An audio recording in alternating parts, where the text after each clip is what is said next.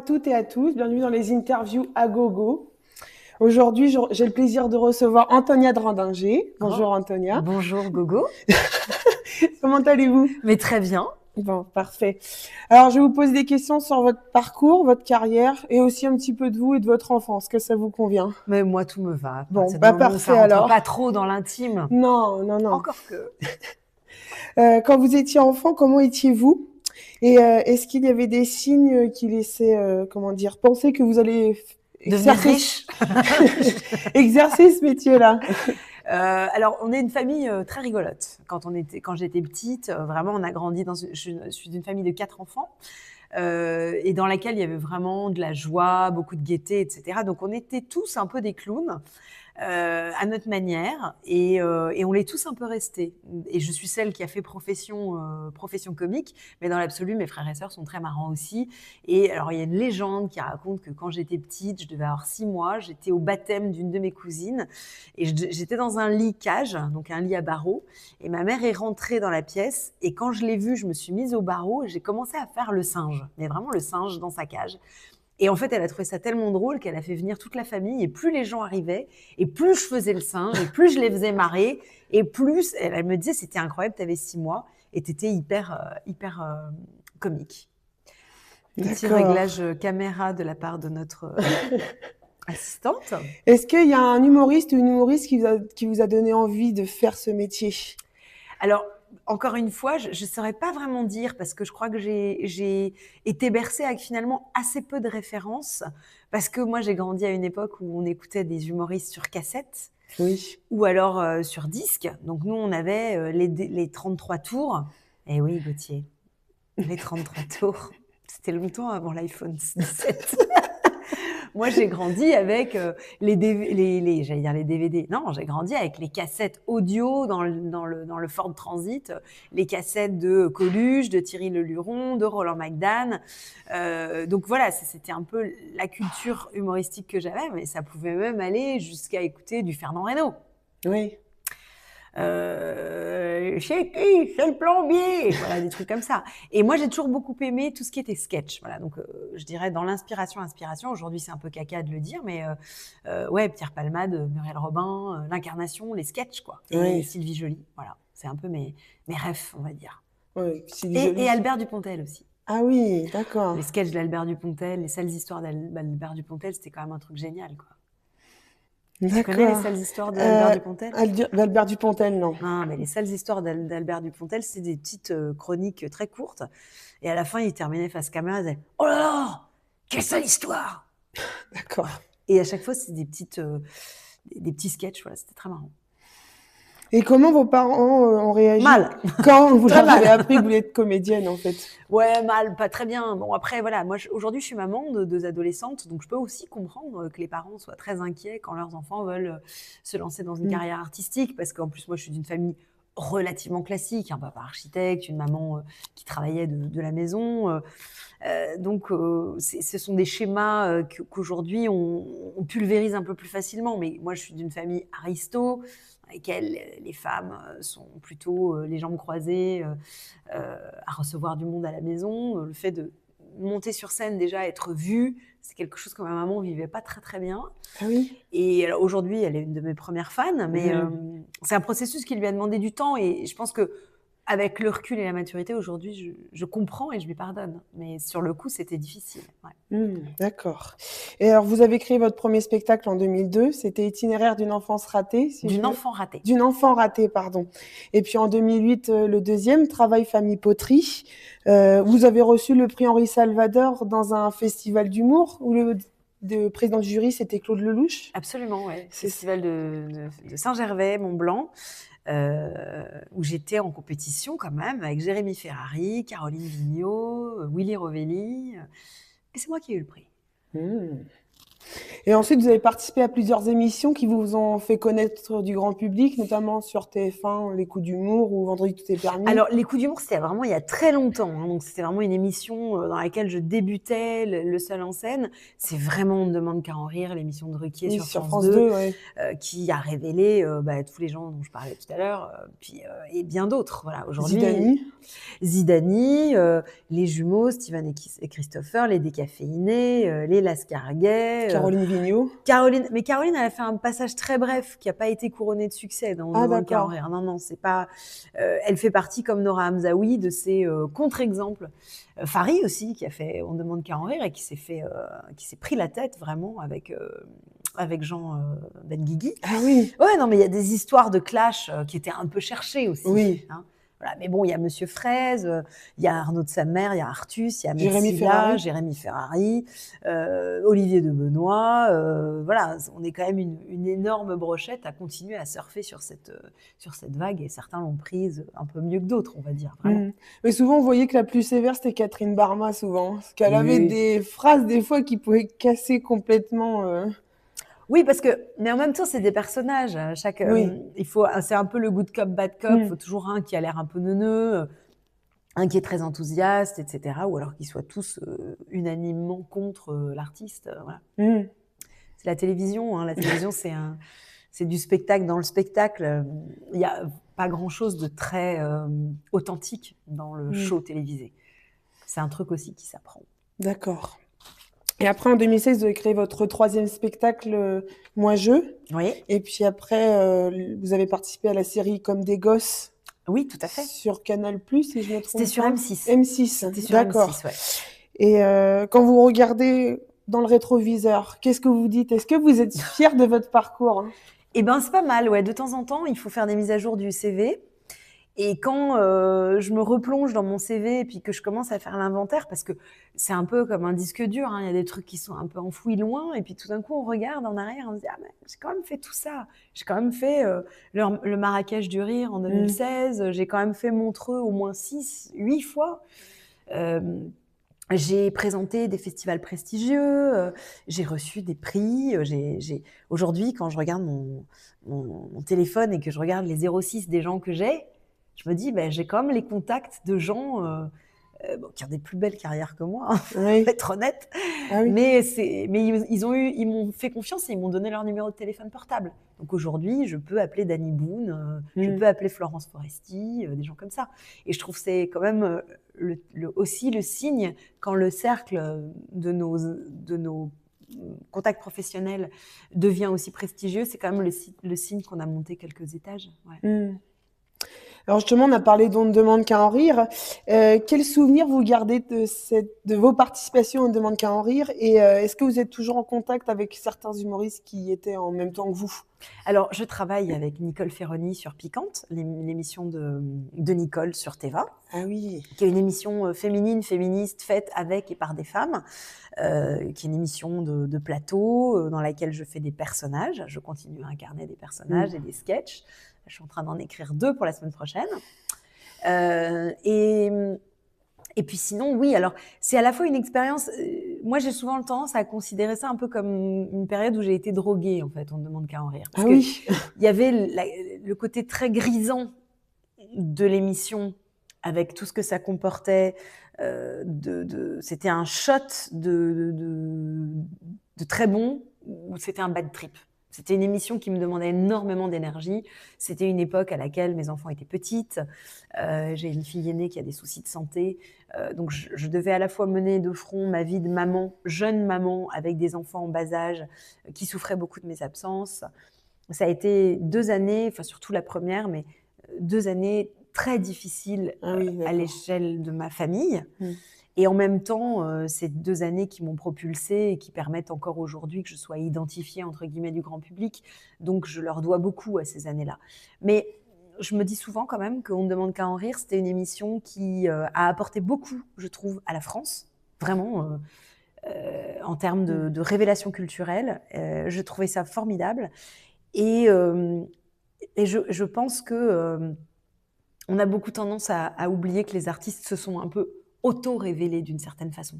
Parce que l'émission offrait une vitrine, mais le travail qu'il y avait derrière, c'était le travail des artistes. Et je trouve que ils se sont révélés par cette émission. C'est pas cette émission qui les a révélés. Je trouve qu'ils se sont fait connaître du grand public. Moi, j'étais en impro sur les planches depuis plus de 10 ans avec Arnaud de sa mère, qui faisait de l'impro à Trappes. Moi, quand j'ai connu Arnaud, on avait 18-19 ans tous les deux. Et on se retrouvait à On ne demande qu'à en rire. Et le public avait l'impression qu'on était des espèces de générations spontanées émergentes, alors que ça faisait plus de 10 ans qu'on travaillait. Quelqu'un comme Florent Père, je le croisais dans les festivals, avec ses sketchs, ses trucs, etc. Jérémy Ferrari, il était sur le point d'arrêter. Oui. Et pareil pour Olivier de Benoît. Voilà. Donc c'était une chouette émission. Oui. C'était très dur, mais c'était une chouette émission. Et vous êtes toujours en contact avec certains humoristes qui ont participé? La plupart, on continue à les croiser en festival, on continue à les voir sur des plateaux, etc. Alors après, il y en a qui sont passés dans des sphères. Mais par exemple, quelqu'un comme Artus, moi, quand je lui envoie un petit message, soit pour le féliciter parce que je vois passer un de ses succès, soit parce que j'ai une petite requête pour un festival ou un truc comme ça, il me répond honnêtement dans la minute. Vraiment, il a toujours été très réactif et j'ai aucun sentiment de distance avec lui. Voilà. D'accord. Alors moi, personnellement, je vous ai découverte dans l'émission « Demande qu'à en rire ». Vous aviez 2 ans? Non, j'avais 14 ans, Ah 12-13 ans. Je rentrais du collège et je vous regardais pendant le goûter. Et moi, je me souviens... Goûter avec les Kinder Pingouins. Ouais, c'est ça. Et donc, je me rappelle de plusieurs sketchs, notamment comment ça s'appelle, la crèche clandestine marseillaise. C'était mon deuxième passage. Hein. Ah, voilà. La crèche clandestine à Marseille, qui est dans mon best-of maintenant. Les carambaratati. Ah oui, oh là là. Zlobodan, toi aussi tu vas avoir un couteau. Avec la balançoire sur le balcon. Mais bon, je touche du bois. Hein. On n'a jamais eu d'accident. Voilà. Il y avait la reine d'Angleterre aussi avec ses problèmes gastriques. Hein. En anglais. Oui. En anglais sous-titré. Ah oui, c'était drôle ça. Et il y avait même un de Garnier. Non, il y avait Cyril Garnier qui jouait James Bond. C'est ça. Pascal Rocher, des Qui c'est qui a fait ça, qui jouait Dr House. Et puis, non, c'était bien marré. Et puis, encore une fois, je pense qu'on ne demande qu'à en rire. Le truc qui était cool aussi, c'est qu'au bout d'un moment, ils ont commencé vraiment à me faire confiance. Quand je leur disais, je vais faire le sketch entièrement en anglais, ils disaient, ah non, mais c'est pas possible, le public de France 2 ne parle pas anglais. C'est pas grave, vous mettrez des sous-titres. Non, mais c'est pas possible, on peut pas faire ça. J'ai dit, il dit, non, mais tu peux le faire en français avec l'accent anglais. J'ai dit, non, ça marchera pas. Il faut qu'il y ait un décalage entre ce que je dis vraiment et ce que vous mettez sur les sous-titres. Sinon, ça ne marchera pas. Et au bout d'un moment, on me faisait confiance et c'était... Non, mais il était génial, ce sketch. Hein. Et il y avait aussi la Miss France qui se justifiait sur ses photos dénudées. Oh là là. Alors, ce sketch-là, j'en suis particulièrement fière, vraiment. Aujourd'hui, je pourrais plus le faire parce que sinon, on se dirait... Ah oui. Quoi? Ah oui. Mais pas pour vous, je dis. Oui, bah oui. Mais non, mais est-ce que ça passerait encore, ce sketch-là? Ah oui, non, mais je pourrais plus le faire parce que déjà, je rentre plus dans la guêpière. Ça, c'est une certitude. C'était pas pour ça que je disais ça. Hein. Ouais. Je me permettrais pas quand même. Non, mais j'aimais beaucoup ce sketch. Je le trouvais très malin. Alors, vous avez joué aussi dans la série Comme des gosses. Ouais. Quel souvenir de vous gardez de cette aventure et est-ce qu'il y aura une deuxième saison? Alors, très longtemps, on nous a fait croire qu'il y aurait une deuxième saison pendant 1 an, 2 ans, 3 ans, 4 ans. Au bout d'un certain temps, on s'est dit, on va peut-être pas trop nous prendre pour des neuneux non plus. Donc non, il y aura pas d'autres saisons de Comme des gosses. Dommage. Mais le public nous le réclame tout le temps. Et en fait, ce sont des choix d'M6 de ne pas avoir poursuivi la série alors qu'elle marchait très bien. Elle a été très bien accueillie par le public. Mais voilà, M6 a choisi d'autres projets et je peux les comprendre, voilà. J'en garde des très bons souvenirs parce que d'abord, c'était 19 comédiens, une bande qui est devenue une bande de potes, vraiment. Ah oui. On se croise, on s'est quand même vus pendant 4 mois. À raison de vacances scolaires, hein, parce que comme c'était avec des enfants, on ne tournait que pendant les vacances scolaires. C'était un tournage très chouette, vraiment. Gaël Le Forestier qui réalisait est un mec génial.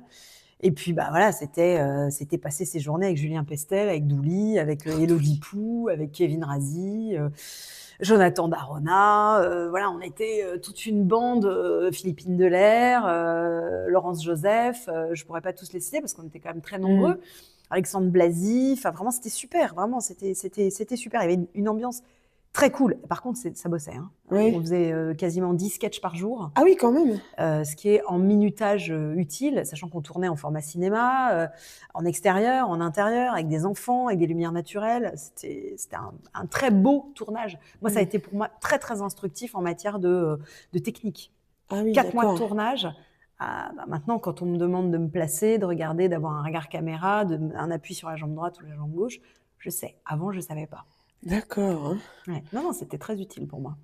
Non, je me rappelle de Douli qui a appelé ses élèves les petits culs. Mais elle appelle tout le monde ses petits culs. Douli, elle nous appelle ses petits culs. Quand elle est sur Nova, elle appelle les gens les petits culs. Moi, je l'ai découverte dans cette série-là. Et je suis tombée de ma chaise tellement elle était drôle. Et avec vous qui était la prof un peu... C'était vieux jeu, mais complètement. Non, vieille école et tout. Oh moi, là j'étais Lucie qui était la garante de l'ordre dans cette école Paul Pedro qui partait complètement à la dérive. Et le directeur complètement à l'ouest. Hein. Ah non, mais il n'y a que vous qui avez la directrice, enfin la professeure. Mais j'étais Lucie le clown blanc, voilà. J'étais le clown blanc de l'histoire. J'étais celle qui essayait désespérément d'enseigner à ses élèves, etc. C'était très chouette, vraiment. C'est une série qui était très bien écrite. Et très bien interprété, voilà. Non, mais c'est vrai. Non, mais j'ai beaucoup regretté qu'il n'y ait pas de suite. Vraiment. Ah ouais, très longtemps. Je pense que les autres ont tourné plus vite la page que moi. Moi, je crois que j'attendais beaucoup de cette série et des suites que ça aurait pu avoir. Ah oui. Voilà, bon, écoutez, aujourd'hui, je suis de temps en temps en scène de ménage. Je viens faire des petites apparitions dans le couple Magid Berilla et Elodie Pou. Voilà, donc j'y suis de temps en temps, mais c'est pas grave, hein. Il s'est passé plein d'autres choses depuis. Et puis, je crois qu'on est dans des métiers dans lesquels il faut surtout pas avoir de regrets et encore moins de rancœur. Je crois qu'il faut vraiment aller de l'avant toujours et se dire que on a tendance un peu dans nos métiers à se dire si ça devait pas se faire, c'est qu'il y avait une raison. Voilà. Oui. Donc, il vaut mieux être philosophe que de se faire de la bile et un ulcère. Voilà. C'est comme ça. Oui, mais le public aurait été là, je pense, quand même, pour cette deuxième saison. Mais oui, le public était là, le public nous l'a réclamé. Combien de fois, et encore aujourd'hui, il y a des gens qui viennent me voir en famille parce qu'ils ont adoré comme des gosses et que les enfants étaient... Et tout, voilà. M6, je sais que tu regardes les interviews à gogo. Alors aujourd'hui, vous êtes en tournée... Aujourd'hui, vous êtes en tournée avec votre 4e spectacle, enfin One Woman Show, si je dois m'exprimer comme ça. Seul en scène. Ouais, j'aime bien Seul en scène. D'accord. À la française. Scène de corps et d'esprit. De quoi parle ce spectacle ? Eh ben, il parle un peu de... Je pense que chaque spectacle que j'ai écrit, il est un peu à l'image de la femme que j'étais au moment où je l'écrivais. Donc, que ce soit Itinéraire d'une enfant ratée, où j'étais une femme célibataire sans enfant, ou Travail famille poterie, où j'étais une jeune maman, où là, j'étais plus dans une forme de maturité, mais dans laquelle j'explorais un peu toutes les facettes de ce que je savais faire. Et là, vraiment, avec Scène de corps et d'esprit, je pense que les thématiques se sont un peu imposées à moi. C'est-à-dire que moi, j'improvise en public, je conserve une espèce de trame qui me paraît représenter un peu les idées que j'ai envie de mettre en scène. Et en fait, il s'est imposé à moi que ce spectacle parlait beaucoup du temps qui passe, des générations, des conflits de génération, des idées qui traversent notre siècle, du mal-être des adolescents et adolescentes, de la difficulté qu'ils ont à être en accord avec le monde qu'on leur laisse, qu'on a fabriqué avec eux et pour eux.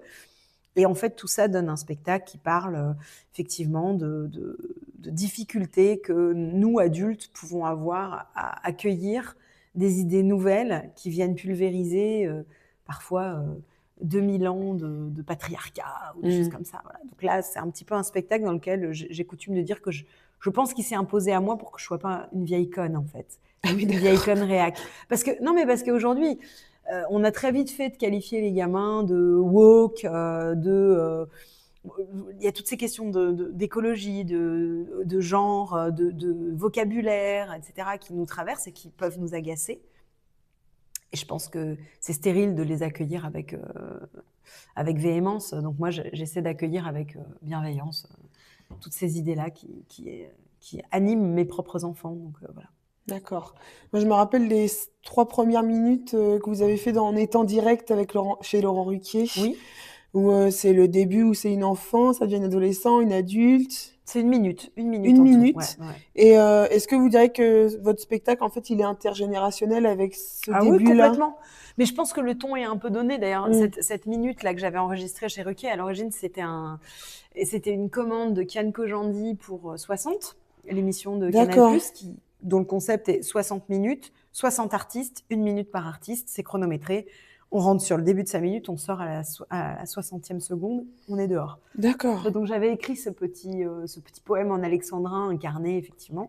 Et ça avait eu un écho relativement intimiste parce que Canal+, étant une chaîne cryptée, il y a peu de monde finalement qui avait regardé 60.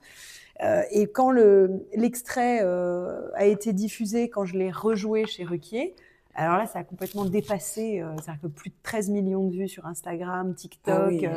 Enfin, 13 millions sur Instagram, 13 millions sur TikTok, les gens qui reprennent la voix pour le faire eux-mêmes, enfin des trucs de fou, quoi.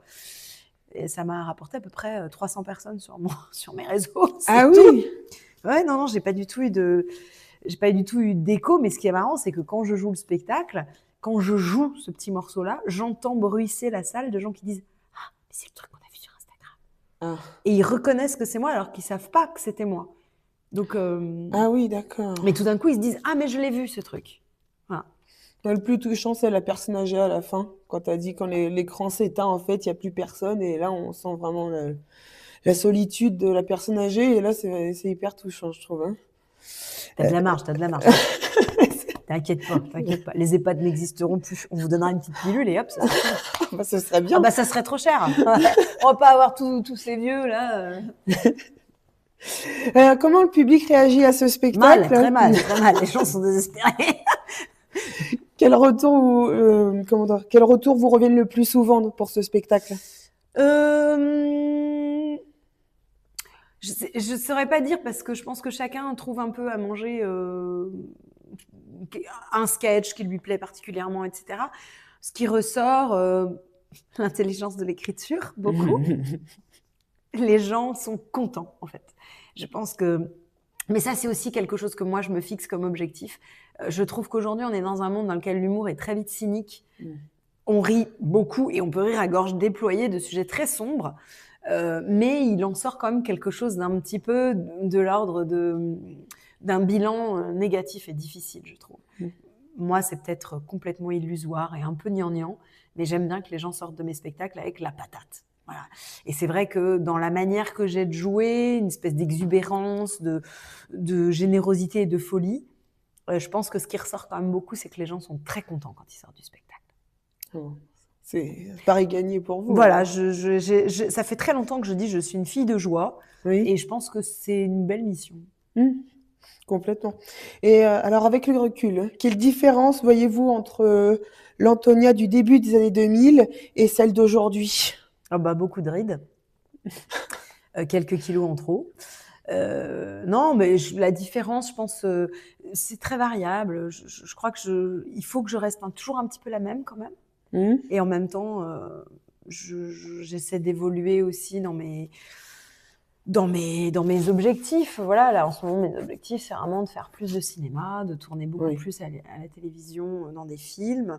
On m'offre depuis quelque temps des rôles, même des rôles dramatiques. Je joue des victimes, des sœurs de victimes, des assassines. Voilà. Je joue des méchantes, mais des méchantes abîmées par la vie. Non, mais j'aime beaucoup ça. Alors, quand vous n'êtes pas sur scène, qu'est-ce que vous aimez faire et comment vous déconnectez? Alors, j'organise des vide dressing chez moi, pour de vrai. Non, sinon, ouais, je suis assez créative et j'adore faire du bricolage, de la cuisine, de la couture. Je remanie très volontiers les choses chez moi. Je refais des thés d'oreiller, des coussins, des trucs. Je repeins des pièces. Voilà, j'ai un petit côté déco, Valérie Damido. J'aime bien faire de la déco, des chantiers plus ou moins importants, mais ouais, j'aime bien ça. Ouais. Voilà. Déco, c'est comme dans la parodie que vous avez fait. C'est ça, la parodie. Avec Super Nanny et puis. Exactement. Mais en fait, vous me stockez, on est d'accord. Vous savez tout de moi, Gauthier. Quand on aime les artistes, je pense que. Non. C'était pas flippant, The Bee. J'ai un morceau de gingembre. D'accord. Gauthier, il faut qu'on termine. Et pour finir, Dernière question. quels sont vos projets pour la suite? Donc, vous avez un petit peu répondu. Bah, là, en ce moment, je passe des castings de plus en plus. Il y a le spectacle qui tourne encore beaucoup. Il va y avoir la captation du spectacle. Qui va Il être... sortira en DVD ou pas? Alors, le DVD, c'est malheureusement plus un produit qu'on fait et je le déplore beaucoup parce que je sais que j'en vendrai à la sortie du Il y a spectacle. plein d'artistes qui en sortent. Florence Foresti, j'ai Oui, vu. Florence Foresti. Mais même des moins connus, des fois, ils sortent un tirage limité pour les fans et puis ça part très très vite. Hein. Ouais. Genre 300-400 exemplaires. Je ferai une captation, je te la mettrai sur un petit clé USB et je te l'enverrai. On va faire ça. Moi, j'ai 25 ans et moi, j'achète toujours des DVD. Quoi. Bah, j'aime le support physique. Moi, j'aime le support physique. Et ça revient. Oui. Ça revient. Les vinyles sont filles, revenus. Elles écoutent des vinyles. Elles ont demandé un lecteur CD à Noël. Ah, voilà. Elles nous piquent tous nos CD de Pink Floyd, de U2, de R.E.M., hein, des trucs comme ça. Hein. Elles sont... Ah oui. On a fini? On arrive à la fin de cette interview. Je rappelle que vous êtes, Antonia, actuellement en tournée dans toute la France avec votre spectacle Scène de corps et d'esprit. Toutes les dates sont disponibles sur votre site internet. www.antoniaderandinger.com, tout attaché. Vous avez une carte, vous pouvez zoomer, dézoomer, voir où je joue partout. Voilà. Vous verrez que j'ai joué l'année dernière aux États-Unis. Ouais, j'ai joué aux États-Unis, j'ai fait une tournée sur la côte ouest. Eh ben, voilà. Merci beaucoup, Antonia, d'avoir accepté mon invitation. Merci, Gauthier. C'était un vrai plaisir. Est-ce que vous avez passé un bon moment? Je pense qu'on peut dire que oui. J'ai passé un très bon moment. Merci également à Aurore Marette pour la mise en relation. Voilà. Et merci à vous de nous avoir regardés. N'oubliez pas de liker la vidéo, de la partager et de vous abonner aux pages Facebook et Instagram et sur YouTube, les interviews à gogo. Merci, au revoir et à bientôt.